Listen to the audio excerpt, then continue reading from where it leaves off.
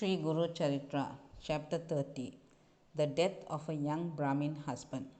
When Sri Guru lived at Ganagapur, his name and fame spread all over the country. The desires of all were fulfilled by the favor of Sri Guru. Gopinath, a rich Brahmin, lived at Mahur. His issues did not survive. Both the Brahmin and his wife were devotees of Sri Datta. They had a son. When he was 5 years, his church ceremony was celebrated.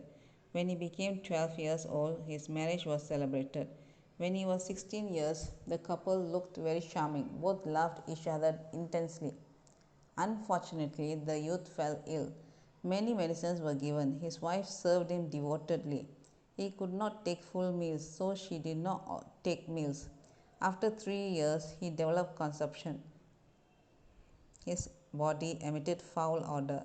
Even physicians did not like to go near him, but his wife served and nurses him with great devotion. She took only as much food as her husband took.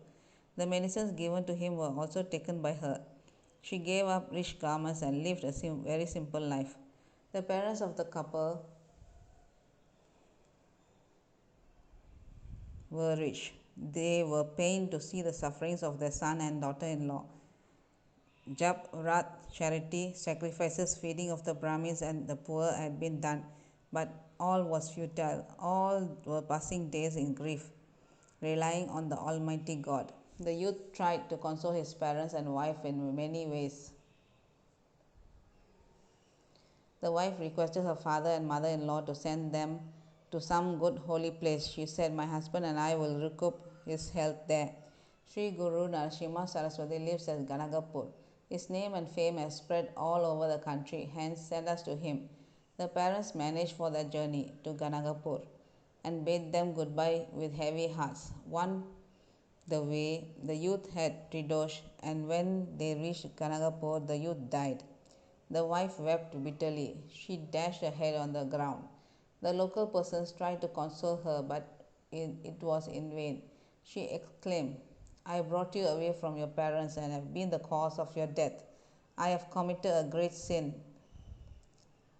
How can I show my face to them now?" She fell on the dead body and wept. She decided to observe sati and burn herself with the body of her husband. In the meanwhile, there arrived a bright-looking sannyasi with ash bhasma marks on his body, with a wreath of rudraksha around the neck and locks of hair on his head. Knowing the cause of her mourning, he began to advise her, saying, "Everyone gets the fruit of his actions in the past. You need not mourn on the death of this youth. Everyone who is born has to die one day or the other. When Ganga is flooded, logs of woods from different places come together and again part. Several birds come for shelter on a tree in the night and fly away in the morning. Similar is a family life. Due to affection, we say my father, mother, husband, son, daughter, etc. But just as foam or bubbles in the water do not last long, so is the life on this earth.